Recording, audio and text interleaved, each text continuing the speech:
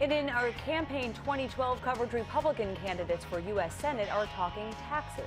But first tonight at 10, gun control takes center stage at the 2nd Congressional District debate.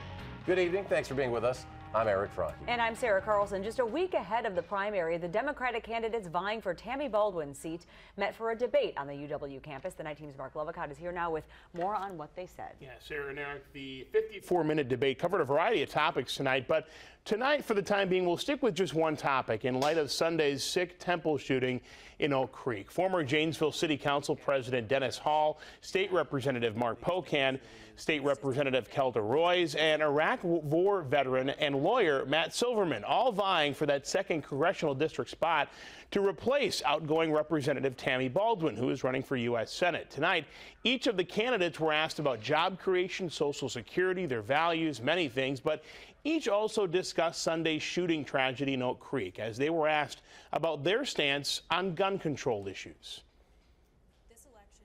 The idea of a 100-round magazine, you're not going to shoot a deer with 100 rounds. So I just see no need for that. Background checks most certainly have to be tightened up.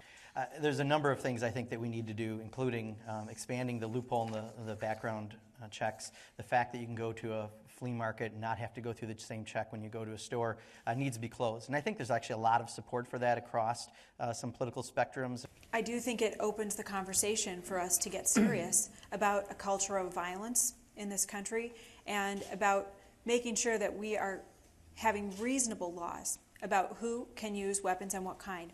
I agree that we should reinstate the assault weapons ban, and I also want to close the gun show loophole. The downside of an armed civilian population is clear in these days. So when it comes to assault rifles, magazines, and background checks, these are issues that I think have to be sorted out by the Congress and by the people, and we have to get a real balance. Of course, there were many other issues the candidates talked about: jobs, Social Security. Some even talked about negative campaigning that's been happening between a few of those candidates. You can hear all of their responses when the debate airs this coming weekend, and then it all leads up to next Tuesday's primary, a week from today, primary day, when 3 will be eliminated, the winner taking on Chad Lee. The date is quickly approaching. It is. Thank you, Marc.